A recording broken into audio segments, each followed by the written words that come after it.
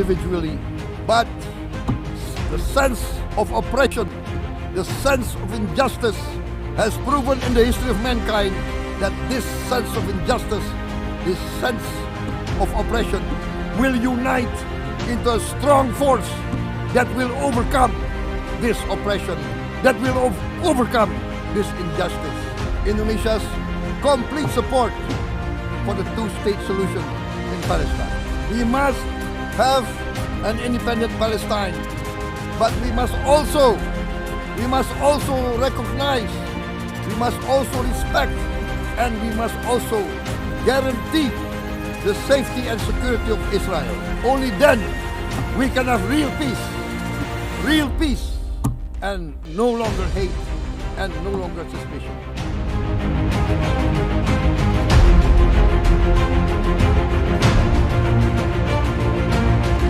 Ya, jadi begini, saya baru dari luar negeri, saya monitor ada perkembangan itu. Habis ini saya langsung akan panggil Kepala BGN dengan beberapa pejabat, kita akan diskusikan. Ya. Ini masalah besar, jadi pasti ada kekurangan dalam awal. Ya. Tapi saya juga yakin bahwa kita akan selesaikan dengan baik. Ya. Untuk memberi makan sekian juta pasti ada hambatan, rintangan, ini kita atasi.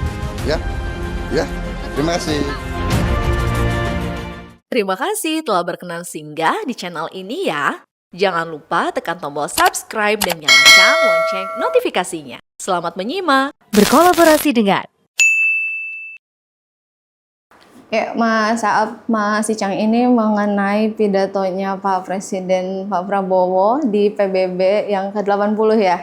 Itu banyak banget tuh Mas jadi sorotan. Iya, peniknya banyak ya, Cang ya? Iya, banyak. Di kata Trump waktu pertemuan ini yang bahas Gaza kan, sampai meja apa pounding the table apa? Ya, menggebrak. Apa istilah yang lebih cocok? meja. Menghentak ya. Tapi itu juga good my brother. Iya. Oke, dan banyak juga pernak-pernik lainnya yang bisa kita bahas ya Mas ya. Kita bisa ulik di episode kali ini. Tapi sebelum itu saya ingin menyapa terlebih dahulu ini sahabat Nutik dan juga pemirsa Sinfo TV. Assalamualaikum warahmatullahi wabarakatuh. Halo sahabat sekalian, salam sehat, salam bahagia, salam ngutik. Kembali ayo kita ngulik politik. Oh yeah.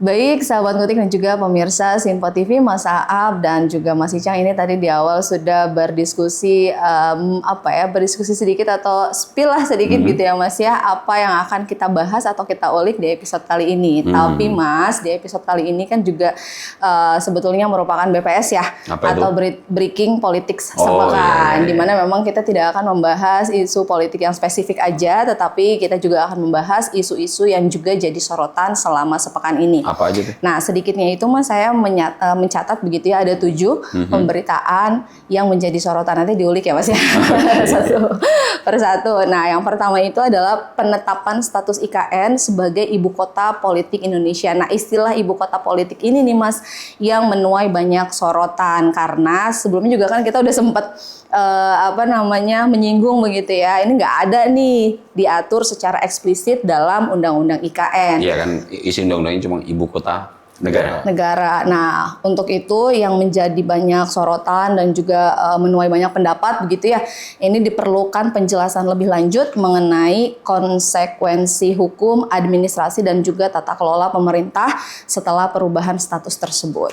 Itu nanti kita bahas segmen khusus saja. Yes. Ya, Oke. Yang kedua saya akan bacakan kembali Mas ya untuk Breaking Politics pekan yang juga jadi banyak sorotan ini mengenai dinamika pembentukan 2 tim reformasi Polri. Oh iya. Nah, yang pertama ini kan ada tim transformasi reformasi kepolisian yang dibentuk oleh Kapolri.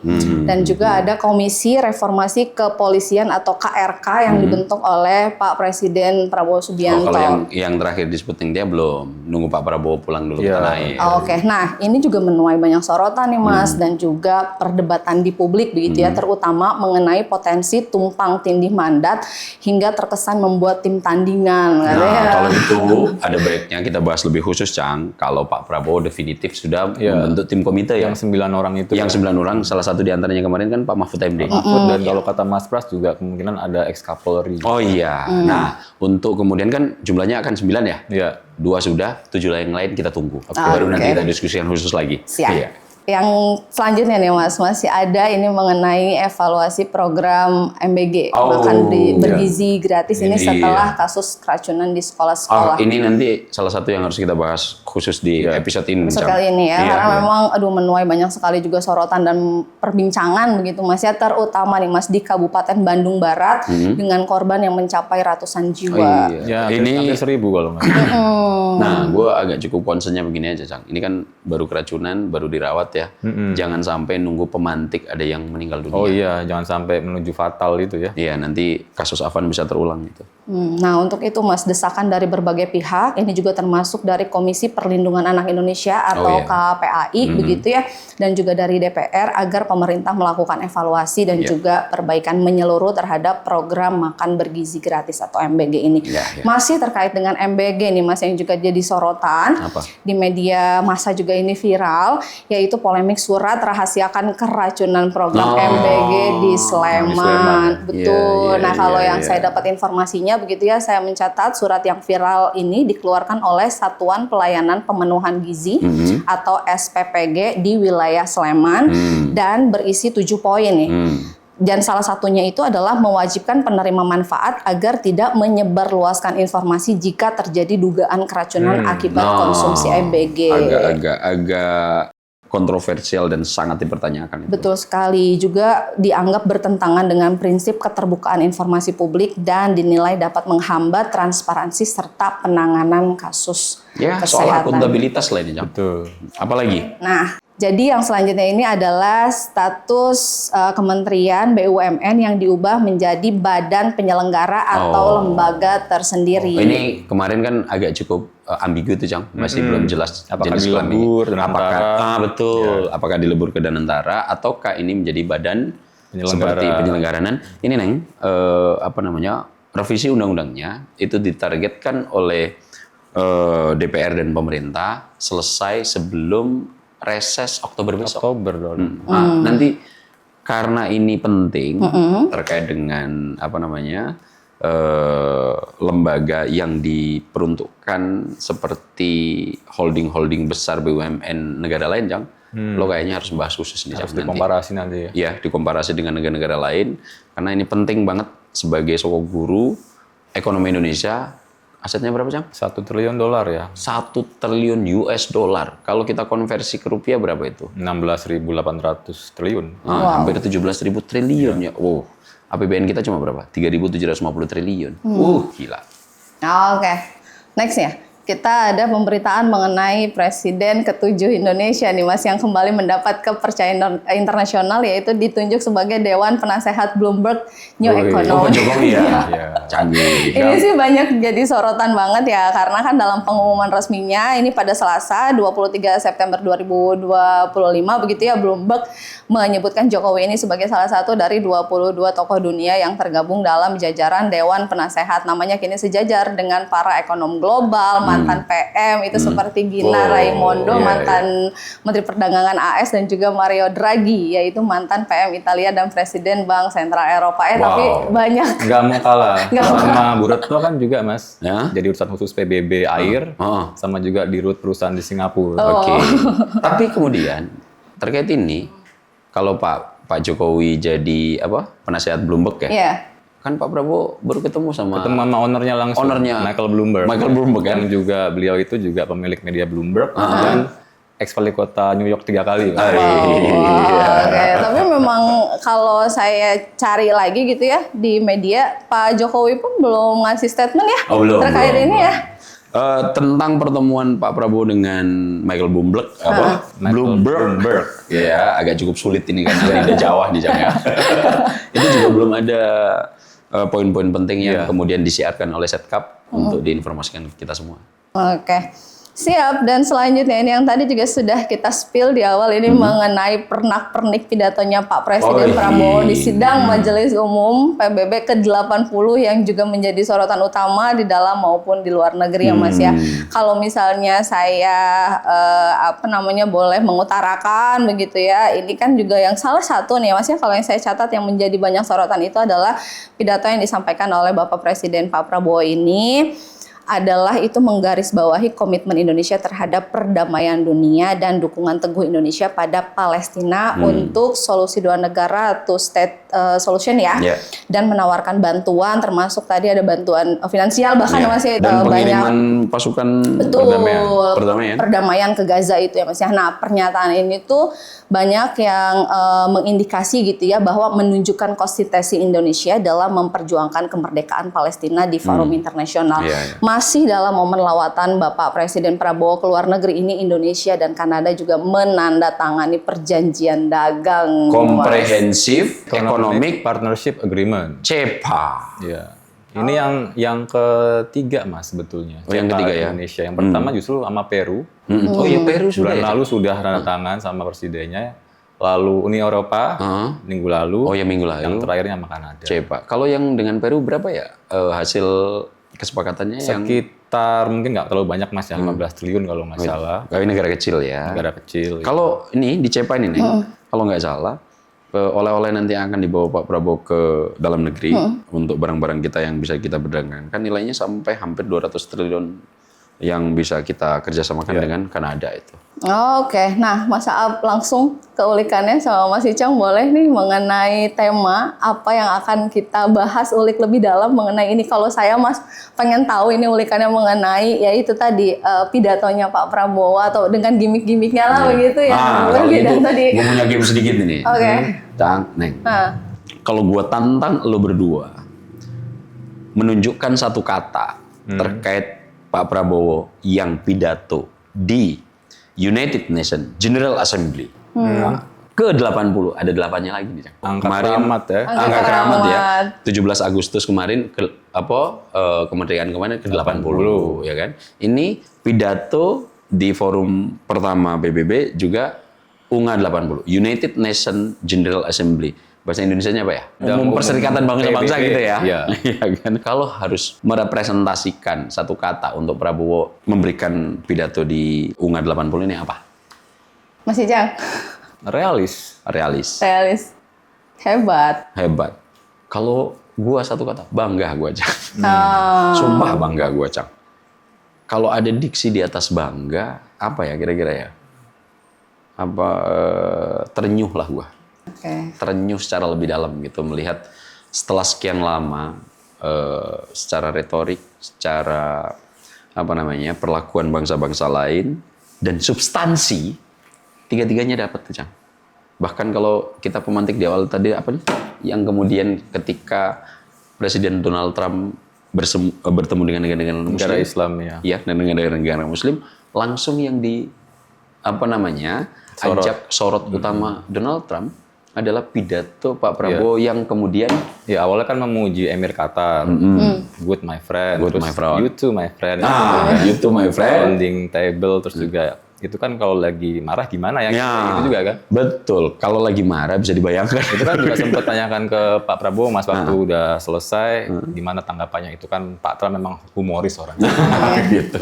Tapi lagi sebelum kita mengulik tadi, gue bangganya karena itu satu, setelah sekian dekade kita agak cukup jarang melihat muka kita ada lagi di forum internasional. Nomor dua, posisi kita di kalangan politik internasional di antara pemimpin-pemimpin negara mendapatkan apresiasi yang sangat luar biasa. Donald Trump ini adalah pemimpin negara adidaya di dunia. Yang menarik juga ketika kita ke Kanada, Jang, dalam konferensi khusus antara Perdana Menteri Kanada, Carney, dan juga Prabowo Subianto, yang disebut dan dinukil untuk disampaikan oleh Carney adalah pidato Pak Prabowo ketika di UNGA 80, di mana kita harus setara. Dan ini diulang oleh Carney. Nah, yang berikutnya, secara substansi yang bikin lagi gue bangga betul dan terenyuh ya, seolah-olah pidato Pak Prabowo kemarin menyoroti bagaimana kecongkakan negara-negara adidaya ini yang berperilaku semaunya sendiri. Dia sampai mengutip salah satu doktrin Thucydides itu, gua agak lupa kalimatnya, yang pasti itu the strong itu mau mengatakan apapun yang dia mau, the weakness itu hanya rela menerima konsekuensi penderitaan dengan apa perilaku negara-negara kuat ini. Dan itu betul-betul terkonfirmasi, Cang ya. Kan Pak Prabowo pidatonya setelah Donald Trump. Kalau di pidato awalan, kan banyak yang kita diskursuskan mic-nya Pak Prabowo mati kan. Mic-nya Pak Prabowo mati itu kan bukan karena disabotase. Karena pemimpin-pemimpin dunia yang memberikan pidato di situ dibatasi cuma 5 menit. Nah, jika kemudian lebih dari 5 menit, mic yang di-broadcast ke seluruh dunia dimatikan. Itu tidak hanya menimpa Indonesia, juga menimpa Presiden Turki, Erdogan. Nah, untuk pas pidato di UNGA, di United Nations General Assembly-nya, di sidang Perserikatan Bangsa-Bangsanya, Trump itu pidato mendekati waktu 1 jam loh, Jam. Ya kan? Ini kan semuanya sendiri nih. Dan sebagian off the cuff, Mas. Nggak lihat teks sebagian. Nggak lihat teks. Dan ini sebetulnya dikasih waktu 15-20 menit, kalau nggak salah. Pak Prabowo, videonya sendiri yang di upload resmi di website PBB itu cuma 20 menit, Cang. Nah, di situ kemudian kutipan Pak Prabowo tentang kalimat Thucydides ini mendapatkan konfirmasi. Memang negara-negara kuat ini kadang-kadang berperilaku semuanya sendiri, Cang. Nah, kemudian Pak Prabowo melihat ini sebagai momentum dan kalimat untuk membuat kesetaraan di negara-negara global itu juga menunjukkan Pak Prabowo multilateralisme itu menjadi sokongan kuat, di mana forum-forum ini sesaat sebelum Pak Prabowo pidato dinihilkan oleh Trump loh, Cang. Ya kan? Forum seperti PBB ini menjadi tidak begitu berfungsi total gitu ya. Nah, melihat ini ya gue bangga sih, Cang, melihat kembalinya kita ke kancah internasional setelah Presiden Soekarno. Ada lagi kita sebagai negara yang terkumpul dalam Global South bisa kemudian memberikan argumentasi menantang negara-negara Global North, Cang. Ya kan? Kita Global South ini adalah istilah untuk mewakili negara-negara tertinggal dan berkembang ya. Nah, negara Global North itu adalah mewakili negara-negara maju. Global North diwakili Amerika dan kawan-kawan yang sesaat sebelum Prabowo pidato dinegasikan total sama Pak Prabowo. Iya. Jadi menariknya kan lagi-lagi Mas ya didahului dengan Trump, tapi isi Pak Prabowo itu semacam negasinya, Mas. Kontrariannya dari Trump itu. Oke, siap Mas Icang dan Mas Aap. Kita harus jeda terlebih dahulu, sahabat Ngotik dan juga pemirsa Sinpo TV. Jangan kemana-mana, sesaat lagi kita akan kembali. Ini ada ulikannya Mas Icang nih, yang tadi sempat terjeda. Jangan kemana-mana, kita akan sesaat lagi kembali. Pastikan tetap di Ngulik Politik. Oh iya.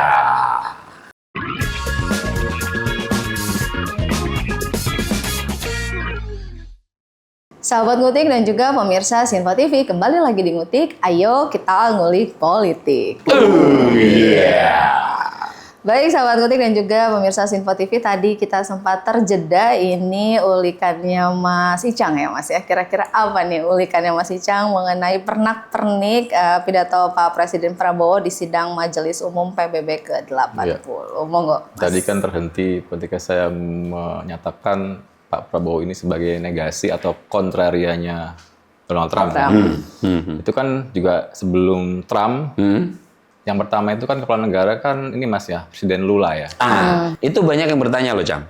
Kenapa sih kalau sidang umum PBB itu yang pidato selalu Brazil? Jadi itu ternyata tradisi sejarah, Mas.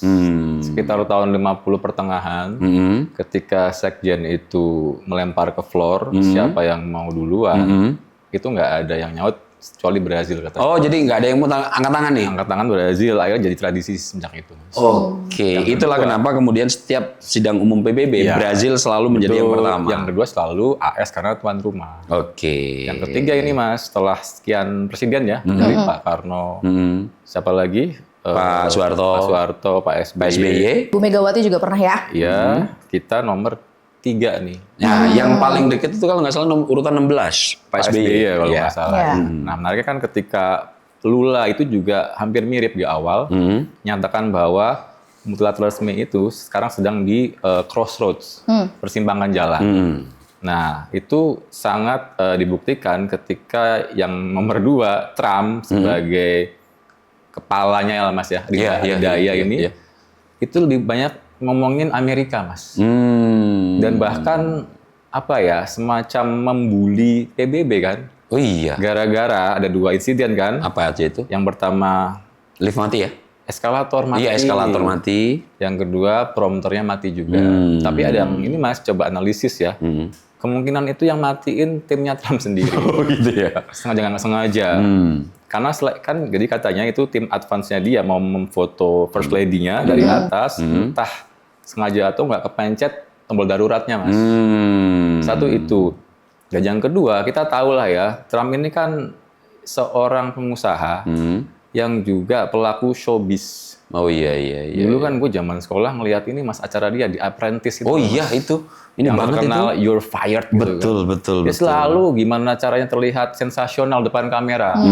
Bahkan akhirnya banyak yang menduga ini tuh dalih supaya Trump bisa mengolok-olok PBB Mas. Oh iya. Lagian juga Jang ya. profesional. Sorry banget. Lagian juga sekelas perhelatan Amerika menjadi tuan rumah, kemudian lift mati, prompter nggak ada, Justru kan itu. sebetulnya kan mempermalukan tuan rumah. Betul. Dan itu malah terjadi kepada pemimpin negara tuan rumah. Iya kan agak kita cukup aneh kita gitu. nggak ada baca berita negara lain mengalami hal yang serupa kan. Betul. Eskalator mati, cuma Trump aja. Jadi ini sebagai dalih aja dia mau ngolok-olok PBB. Nah, itu artinya memperkuat argumentasi dan dugaan lu tadi tuh, Cang. Betul. Bahwa dia ini showbiz betul ya. Showbiz, ya kan. Dan memang kalau kita cermati isinya ini justru kebalikan Trump ya. Justru mengakui bahwa ini forum penting sekali ya. Bahkan Indonesia itu di awal-awal terbantu sekali oleh PBB, pengakuan ya kan, dan juga dibantu dengan UNICEF, Yeah. WHO, dan kawan-kawan Mas ya. Nah ini kan menarik ya, karena kita tahu secara geopolitik sekarang pun, AS pun sekarang juga lagi ditinggalkan oleh kawanannya Mas. Oh iya. Termasuk kita tahu tentang isu yang paling utama soal pengakuan Palestina sebagai negara merdeka.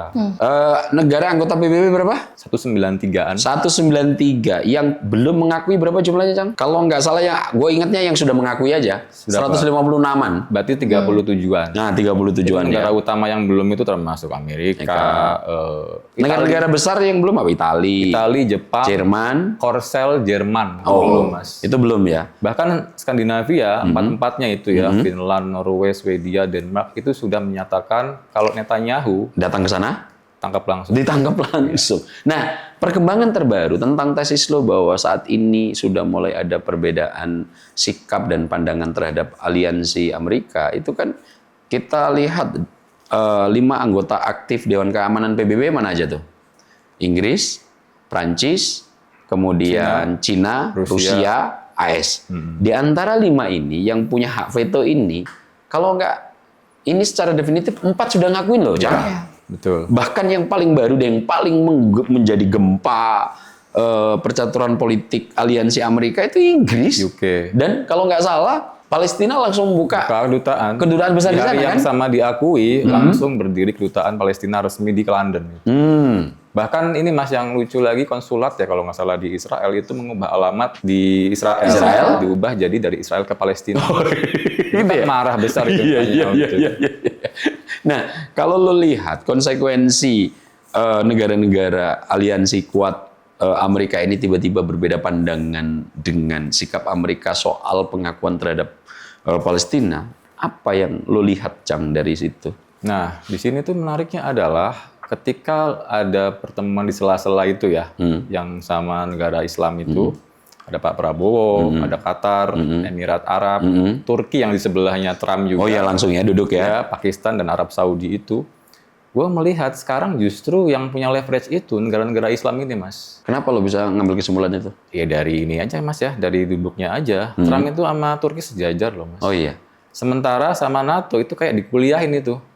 para kepala negaranya itu. Lo lihat indikatornya dari mana? Ada fotonya Mas, Trump di sini, yang lain tuh di depannya tuh kayak diceramain nama Trump. Mas. Oh, hegemoninya kelihatan ya. Iya, tapi memang itu menarik karena secara apa ya, mereka masih gabung dalam NATO, tapi negara Islam ini belum ada ikatan yang sangat kuat. Cuman yang gua coba cek kayak ini kan tertutup pertemuan. Apa sih ininya, isinya gitu kan. Baru ada satu berita yang menyatakan bahwa katanya Trump menjanjikan ke negara-negara Islam ini tidak akan membiarkan Netanyahu atau Israel untuk mencaplok tepi barat. Oh iya, rencananya ada betul kan? Ada itu kan kita udah tahu lah Mas, rahasia umum. Sebenarnya Israel itu endgame-nya adalah mendirikan The Great Israel. Nah, dan itu sudah dikonfirmasi langsung kalau nggak salah sama Netanyahu. Bibi sendiri ya? Betul. Netanyahu. Bibi itu panggilannya untuk Netanyahu dari Trump. Iya, diwawancara media lokal tentang visi ter-Israel gimana. Apakah ini punya mimpi itu? Dia bilang iya. Dan itu langsung bikin meradang Arab Saudi juga, Mas. Karena kan kalau itu diwujudkan, Mas, itu akan mencaplok Mesir, sebagian Arab Saudi juga, Suriah, ya kan, sama Lebanon juga. Jadi inilah yang bikin kenapa kita langsung masuk ke substansi ini, Mas ya, soal Palestina. Gue bilang Pak Prabowo ini lebih ke realis, Mas. Karena kalau yang lain itu kan memang fokusnya untuk mengecam Israel. Dan itu sah-sah aja ya, karena makin brutal dan makin tidak ada sama sekali akuntabilitas. Terakhir kali itu malahan dia nyerang Irak, yang dalihnya itu untuk menghabisi Hamas, padahal juga di situ ada korban dari warga Irak juga. Qatar ya. Sekarang bahkan jangankan two state solutions, Mas. Abraham Accord pun tuh sekarang udah diabaikan sama negara Arab. Terus? Nah, makanya disitulah 2SS ini sebetulnya sangat berat untuk diwujudkan. Oh iya. Sebenarnya ini mungkin banyak yang nggak paham. 2SS itu two state solution. Betul. Jadi akan ada negara Israel dan Palestina berdaulat gitu kan. Semenjak ini Mas, Rabin dibunuh itu. Itu kemunduran awal sebenarnya itu Mas. Tapi makin mundur lagi setelah 2000 awal ada Hamas di Gaza. Tadinya kan lebih ke PLO ya, di barat. Sekarang ketika Oktober 2023 itulah serangan yang mengerikan itu adalah sebuah momentum 2SS itu not undeniable lagi. Agak berat emang. Agak berat. Tapi di situ Pak Prabowo realistis. Kasarnya jangan ngomongin Palestina aja, tapi juga ini agresornya Israel. Dia itu udah ibaratnya hidup mati di situ gitu loh. Jadi yang gue bilang dia itu realistis meskipun agak kontroversial menyebut Israel harus dijamin juga. Iya, dan itu sebetulnya narasi secara implisit era Gus Dur kan sudah ya, Cang ya. Sebenarnya meskipun konsisten tentang two state solution, tapi mungkin di era di mana mood sekarang ini orang makin jengkel dengan genosida di Israel, mungkin sebagian moodnya adalah kita ngomongin Israel nanti aja dulu. Yang penting stop dulu nih brutalitas Israel di Gaza gitu loh, Mas. Nah, kalau gue punya titik pandang yang agak berbeda, Cang. Oke, apa yang lo sampaikan tuh satu poin, bahwa kita melihat Pak Prabowo memang realism. Dan tokoh yang diundang ke kita juga adalah tokoh yang alirannya realism. Yang John Mearsheimer. Betul. Ini adalah teman diskusinya Pak Prabowo. Realistis untuk menghadapi situasi yang ada itu adalah menjadi sebuah keniscayaan. Tapi kalau gue malah melihat titik pandang yang agak berbeda. Apa itu? Gue lihat forum PBB kemarin itu dengan Pak Prabowo yang menjadi negasi Trump, itu sudah mulai menggeser arah moral yang selama ini dihegemoni oleh Amerika. Di mana moral-moral ini bukti nyatanya aliansi kuat Amerika yang selama ini tunduk patuh, kalau dalam bahasa Arabnya sam'an wa ta'atan, pasrah bongkok-bongkokan terhadap apapun yang dikeluarkan oleh Amerika. Soal Palestina sudah mulai berbeda arah ini, Cang. Moralnya adalah ketika Amerika masih memandang pembelaan diri terhadap Israel itu hal yang sah. Bahkan ketika itu harus meninggalkan Palestina, ini tidak lagi kemudian sekata dan seia oleh negara-negara aliansinya. Bahkan yang mungkin ya menjadi pukulan sangat telak itu adalah United Kingdom gitu.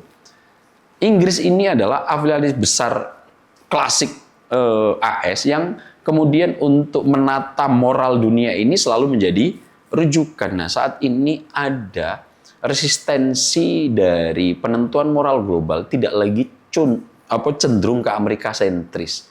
Dan Pak Prabowo cukup konsisten mengkritik dan menyuarakan ini.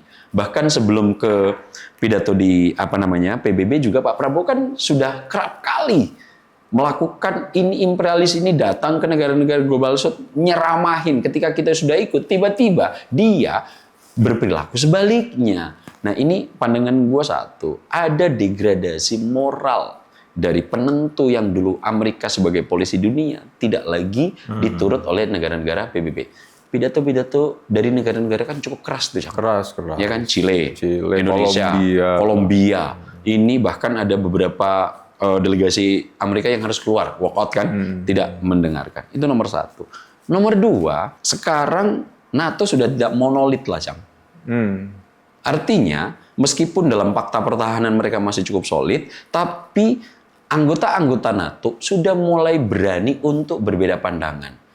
Tadi berapa negara yang ketika nanti Netanyahu datang akan ditangkap? Tadi nggak cuma UK kan? Nggak cuma UK. Nah, yang paling menjadi pukulan telak lagi, negara-negara yang secara afiliatif selama ini, tunduk patuh sama Amerika, Australia, Kanada, Inggris, Prancis, Portugal, mengakui Palestina.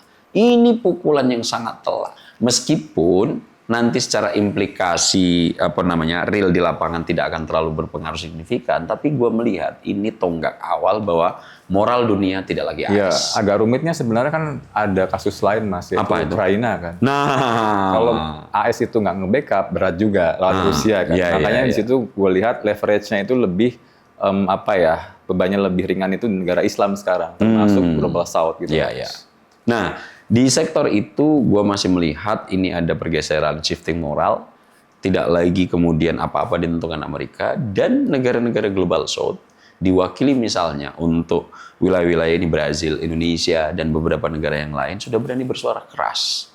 Dan ini adalah alarm bagus bagi awalan titik mula untuk kemudian percaturan global akan diayak ulang nih. Iya, dan nggak cuma masalah Palestina kan, juga disebut soal climate change ya.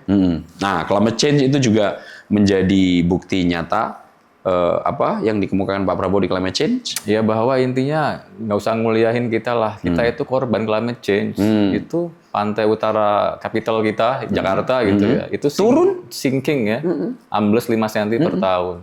Itu kan sebenarnya nyindir AS, Mas, yang cabut dari Paris Agreement. Iya. Komitmen untuk nurunin emisi itu kan sampai 2060. AS tuh cabut dari situ. Iya kan? Dan itu yang menjadi persoalan serius yang kemarin kemudian dibahas juga Pak Prabowo dengan pasti Brazil kan? Mau gimana pun negara yang paling biangnya emisi siapa kalau bukan Amerika, Mas? Nah, itu beberapa hal lagi. Ada yang agak cukup unik lagi terkait dengan pidato Pak Prabowo. Kalau itu tadi lo tentang climate change, multilateralism, kemudian tentang Palestina, ada lagi tentang kesetaraan bahwa kita pernah dijajah, Cang. Di mana bahkan kita ini pernah mengalami rezim apartheid loh, Neng, ketika dijajah. Jadi kelompok warga negara ini dikasta-kastakan. Kan kalau dulu, Cang, sebelum merdeka, itu kan warga negara kita dibagi 3 kan? Ya. Warga negara kulit putih Eropa. Timur asing, baru yang terakhir inlander. Nah, itu kenapa lagi-lagi gue mungkin perlu sebut di sini Undang-Undang Dasar 45 ketika mengatakan yang boleh menjadi Presiden Republik Indonesia adalah warga negara Indonesia. Sebelum diamandemen, kalimat terakhirnya? Asli ini adalah kalau kita merujuk ke 3 kasta ini, asli itu inlander. Kalau kita kemudian eufemiskan menjadi pribumi. Kalau seandainya undang-undang itu belum di amandemen, Jang, ini warga negara timur asing. Ini saya sebut aja nih, Amin Rais, Anies Baswedan, Ahok. Ini nggak bisa jadi presiden, ya kan? Kemudian kasta paling kelas 1. Itu kenapa kemudian reformasi sekarang aslinya kemudian diubah menjadi sejak kelahirannya. Artinya sebetulnya ini kan founding father kita ingin mengharapkan yang berhak menjadi presiden adalah warga negara pribumi. Karena kalau ini kemudian masih ini nggak mampu bersaing nih dengan ini, dengan dua kelas yang atasnya. Ini kalau di Malaysia masih mapan nih, Cang. Masih. Di Malaysia masih Melayu, sangat kan? Melayu. Itu kenapa kalau di Malaysia nggak bisa untuk warga negara kalau dalam kategori Timur Asing dan Eropa untuk menjadi Perdana Menteri.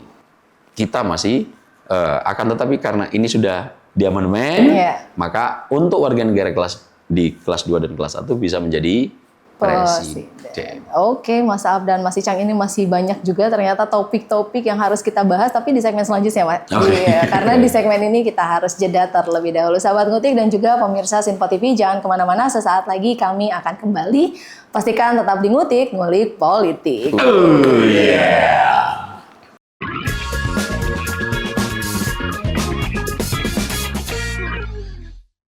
Sahabat Ngutik dan juga pemirsa Sinpo TV, kembali lagi di Ngutik. Ayo kita ngulik politik.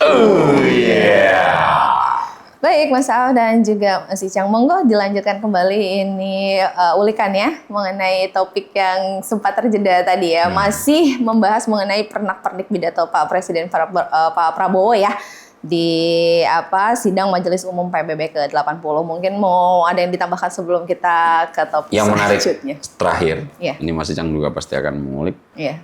Yang menjadi sorotan dunia internasional, media India, media Israel, itu tentang agak cukup uniknya Pak Prabowo memakai penutupan salam menggunakan salam berbagai macam keyakinan. Ya kan? Apa aja, Jang? Shalom, Om Santi, Om, Namo Buddhaya. Namo Buddhaya. Ini adalah mewakili dan representasi 3 agama besar yang ada di dunia.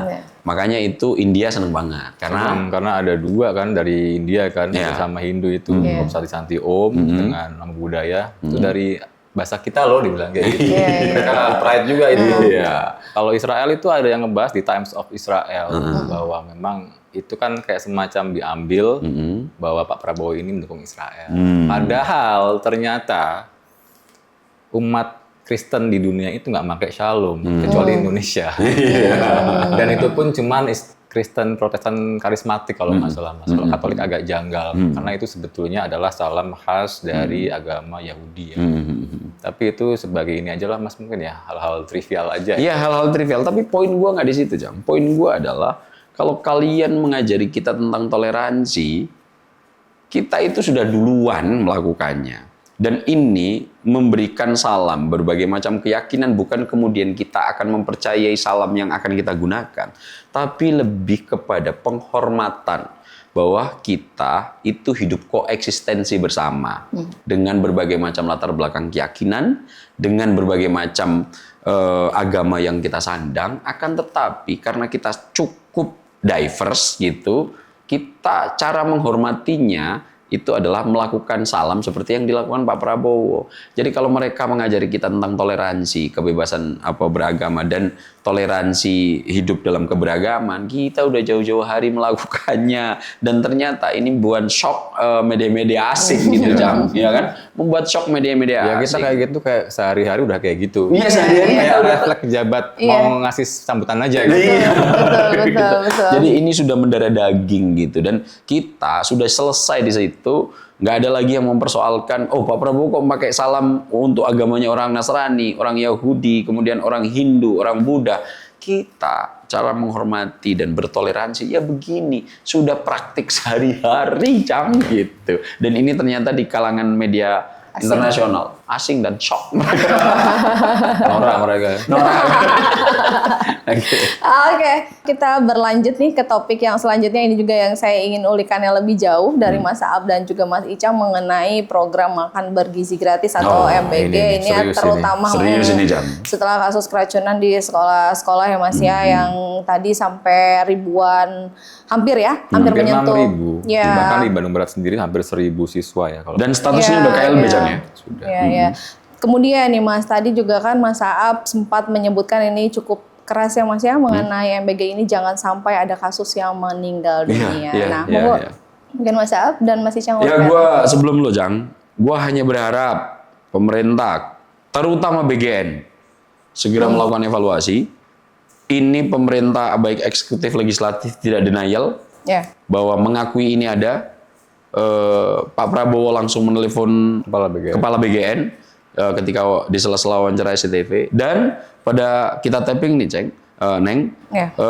Wakil Ketua DPR Profesor Sumi Dasko Ahmad sudah meminta aparat keamanan untuk segera melakukan investigasi Ya. terkait dengan kasus keracunan ini. Apakah ini disengaja, kelalaian, ataukah ini ada faktor-faktor penyebab lain yang kemudian menyebabkan proses keracunan ini sudah statusnya kejadian luar biasa, Cang. Dan ini tidak bisa diabaikan. Warning kalau gue pribadi, Cang. BGN harus segera bergerak. Jangan sampai menunggu ada kasus nyawa yang melayang seperti demo kemarin, baru kemudian mereka mengatasi. Kita ini kan punya budaya kalau belum kejadian, belum merespon secara utuh. Nah, untuk ini lagi-lagi nih, mungkin gue sangat berharap Pak Prabowo setelah nanti pulang segera melakukan evaluasi total terhadap kinerja BGN, Cang. Karena ini gue melihat beberapa laporan agak kurang sinkron antara BGN dengan lembaga-lembaga resmi pemerintahan yang lain. Kalau lo punya ulikan apa tentang BGN? Iya, tadi gue ambil dari statement lo, jangan menyangkal lagi tuh Mas ya. Udah semua itu sudah menyorot. KSP Mas. KSP ngomong apa? Mas Kodari? Sudah menyatakan bahwa memang dari 8.500 sekian SPPG dapur umum, Ya. baru 34 yang sudah mengantongi Sertifikasi. laik, higienis, dan sanitasi atau SLHS. Ya. Belum 1% tuh, Cang. 0,4%. Iya. Baru setengah persen ya. Pak Dadan sayangnya juga lagi-lagi langsung defensif. Tetap akan kita lanjutkan. Iya, tapi kan kita fokus dulu Mas. Ya. Ini yang merah-merah ini Mas ya. Iya. Di Bandung Barat, kemarin kan yang kita bahas minggu lalu apa awal minggu ini ya kalau nggak salah. Itu ada KLB, selang 2 hari kejadian lagi. Di tempat yang sama. Di tempat yang sama? Beda kecamatan kalau Oke, oke. daerah yang sama Apakah lah ini SPBG-nya ya. sama juga? Barat. Kalau nggak salah sama. Aduh. Dia megang sekitar hampir 4.000 siswa soalnya. Ya Pak Dadan lagi-lagi ngomong percepatan target. Iya oke lah gitu. Tapi mohonlah ya, ini harus serius dan kita sudah lihat di video yang viral dari perwakilan GKIA ya, Dr. Tan Shot Yen ya kalau nggak salah. Itu juga menguliti Mas, itu cuman puncak gunung es. Bahwa kalaupun ini keracunan bisa tertangani Mas, masih banyak problem lain yang mengantri Mas. Oke, tapi bagi poin gua Cang ya, ini agak cukup paradok kalau kemudian keracunan. Kita bongkar deh filosofisnya, Cang. Ya, Program MBG ini untuk apa? Satu, program MBG ini kita tahu dari 44 juta anak kita tidak punya tradisi, sepertiganya nggak punya tradisi sarapan. Cang. Kemudian sepertiganya tidak punya tradisi untuk makan sehat. gitu. Betul kan? Kemudian ini kasus stunting masih di mana-mana. Jadi tujuan utama makan bergizi gratis ini apa? Memberikan gizi terbaik. Agar apa? Kesehatannya terjaga dengan baik. Yang kedua, ketika sehat, kognisinya tumbuh kembang pesat. Ya. Yang berikutnya, ini nanti berujung pada SDM yang mapan dan handal serta unggul. Kemudian tiba-tiba program ini malah membuat kondisi sebaliknya. Ya. Ketika mengkonsumsi yang bergizi ini, mereka malah harus tepar, mereka harus dikirim ke rumah sakit, dan ada beberapa kejadian orang tua, Cang, yang gue miris. Lo tadi cerita salah satunya orang tua yang kemudian anaknya dirawat di rumah sakit gara-gara mengkonsumsi makan bergizi gratis. Ini bolak-balik gimana ceritanya? Jadi kan hari Senin tuh keracunan Mas, pulang ya kan, lusanya bolak-balik di KRS lagi, dan 2 orang ibu ini bercerita, ini kita tanggung sendiri biayanya, karena nggak ada yang bertanggung jawab Mas itu Mas. Siapa? SPPG, BGN, siapa? Karena kan gini Mas, di rapat dengan audiensi dengan Komisi 9 ini terbongkar semua di situ sama hampir 2 jam itu. Kalau yang viral kan cuma berapa menit ya, tertam itu kan. Jadi selama ini Pemda, Dinkes, Dindik ya, pendidikan juga nggak pernah dilibatkan.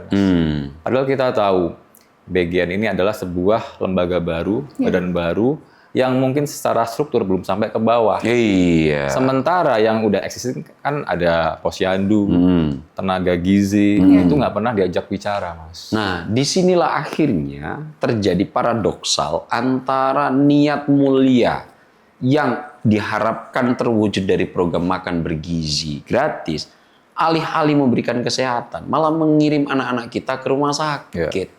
Dan ini kalau nanti sakitnya biasa-biasa nggak ada masalah. Kalau tiba-tiba nanti racun yang ada di makanan yang kemudian mengirim mereka ke rumah sakit merusak saraf-saraf kognisi mereka, bagaimana itu, Cang?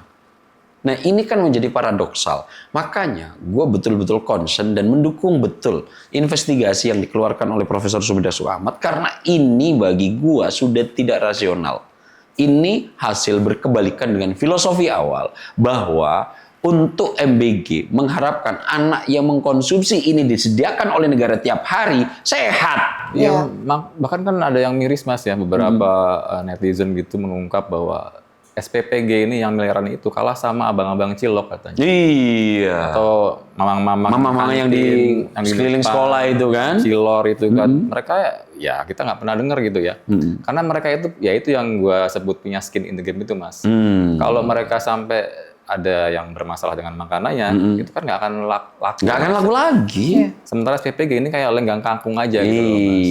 Jadi makanya tolonglah ini audit total SPPG yang mengalami masalah gitu. Ya, kita tidak mempersoalkan itu mana dan tidak pandang bulu karena kalau ini terus berlanjut, bahkan gua amit-amit jangan sampai ada korban nyawa. Ya.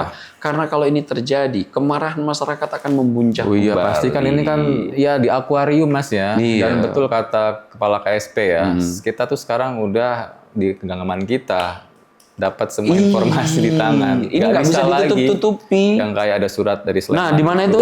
Sleman. Nah, yang kayak begini kan nggak mungkin bisa ditutup. Nggak mungkin tinggal dicekrek, diposting. Dari 300 juta, hampir 300 juta masyarakat Indonesia, semuanya bisa mengakses. Betul. Semuanya bisa melihat. Kenapa? Karena ini tiap hari ada di sekeliling kita. Dan ini kita harapkan betul tidak main-main lah pihak-pihak stakeholder yang melakukan kinerja ini. Tapi udah agak lumayan di satu hal Mas. Apa? Kan selama ini kan yang selalu disebut di media itu sekolahnya ya.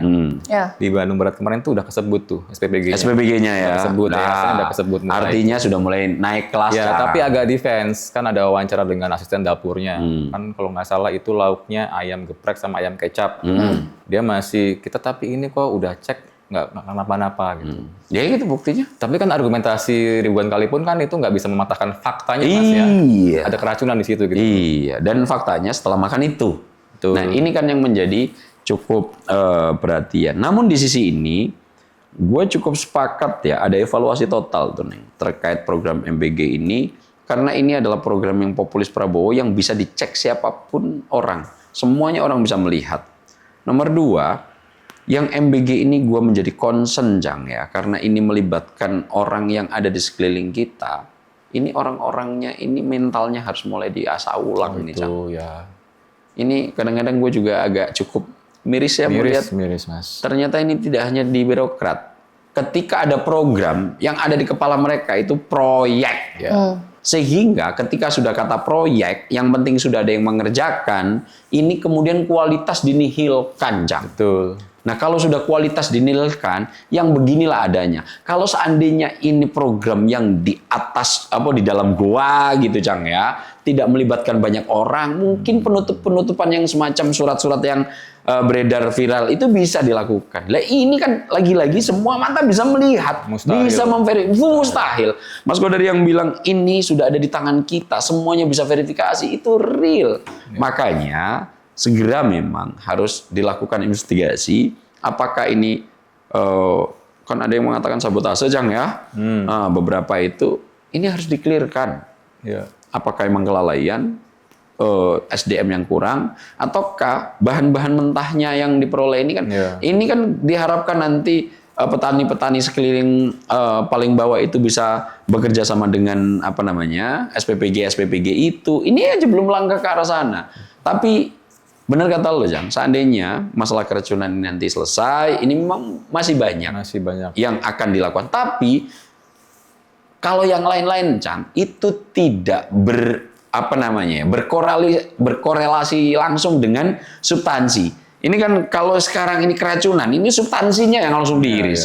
Mengharapkan anak sehat, tumbuh berkembang baik, kognisinya baik, tiba-tiba gara-gara mengkonsumsi program ini malah masuk rumah sakit.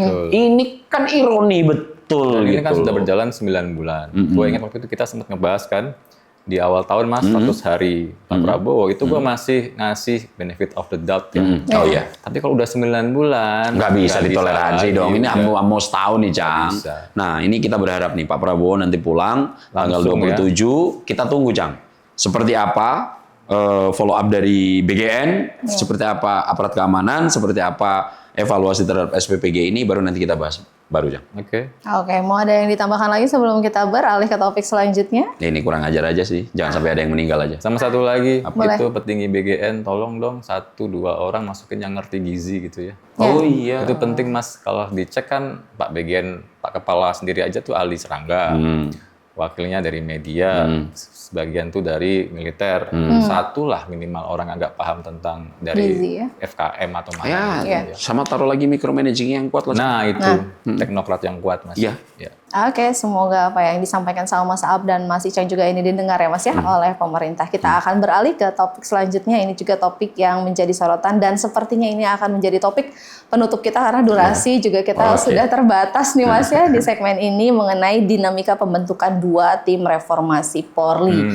Yang satu tadi kan ada tim transformasi reformasi kepolisian dari Kapolri dan juga Komisi Reformasi Kepolisian KRK oleh Bapak Presiden Pak Prabowo. Ini menuai banyak sorotan dan juga perdebatan, terutama tadi Mas di awal juga saya sudah menyatakan bahwa mengenai potensi tumpang tindih mandat hingga terkesan membuat tim tandingan. Singkat aja Mas Aab. Ya, kalau untuk terkait pembentukan tim internal Kapolri, Pak Kapolri sendiri juga sudah menjawabnya. Kalau nggak salah ada talk Di show langsung Rosi ya, di Rosi ya. Kompas TV ya. Kemudian yang kedua DPR juga sudah bersikap tuh, Cang. Wakil Ketua DPR Profesor Sumpi Dasko Ahmad juga sudah mengklarifikasi ini bukan tandingan, ini hanya persiapan untuk menunggu nanti jika dibutuhkan tim komite yang dibentuk Presiden nanti mereka bisa saling padu padan. DPR akan mengawasi itu dan untuk mengulik lebih lanjut kita tunggu Pak Prabowo bentuk dulu, Neng. Siapa orang-orangnya? Yang pasti ada mantan Kapolri dan juga Pak Mahfud Pak MD kan. Mahfud, iya. Nah setelah itu nanti definitif kita diskusikan lebih jauh, Cang. Oke. Oke, mungkin Mas Icang untuk menutup Yang singkat terakhir boleh saya Mas. juga pas pertama kali baca agak kaget ya. Kenapa nggak nunggu yang komisi Komisi. kelar dulu. Oke. Untuk kedua juga gemuk sekali ya. 52 perwira. Mas. Iya, Iya. 52 perwira dan banyak yang ditengarai. Ada lah ya 2 minimal tersangkut kasus etik ya. Yang pertama di Verdi Sambo, kedua di Kanjuruhan Malang. Itu coba tolong dievaluasi lagi lah itu anggotanya itu. Nanti kita ulik secara lebih jauh setelah Pak Prabowo membentuk 9 tim itu. Nah, oke, siap Mas Aab dan Mas Icang. Itu juga tadi merupakan topik atau pemberitaan yang juga menjadi akhir dari ulikan kita di episode kali ini. Terima kasih banyak Mas Aab dan juga Mas Icang. Terima kasih, Neng. Cang. Ulikannya dan juga bagi sahabat Ngotik dan juga pemirsa Sinfo TV, terima kasih juga telah menonton tayangan ini. Bagi Anda sekalian yang ingin kembali menyaksikan tayangan ini bisa langsung kunjungi kami di YouTube Skala Survei Indonesia atau SSI Official. Kalau begitu kami bertiga pamit undur diri. Wassalamualaikum warahmatullahi wabarakatuh. Salam sehat, salam bahagia, salam mutik. Kita sudah selesai ngulik politik. Terima kasih sudah menonton video ini sampai akhir ya. Agar tidak tertinggal video-video kami selanjutnya, yuk jangan lupa tekan tombol subscribe dan nyalakan lonceng notifikasinya. Dan untuk berdiskusi silahkan tulis pendapatmu di kolom komentar ya.